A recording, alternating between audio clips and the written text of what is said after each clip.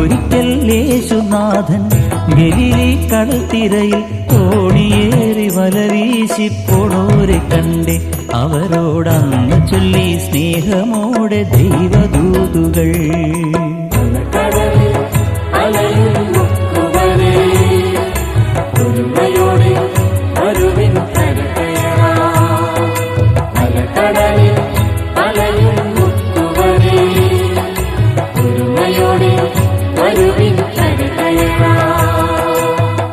ഒരിക്കൽ യേശുനാഥൻ ഗലീലി കടൽത്തിരയിൽ തോണിയേറി വല വീശിപ്പോണോരെ കണ്ടേ.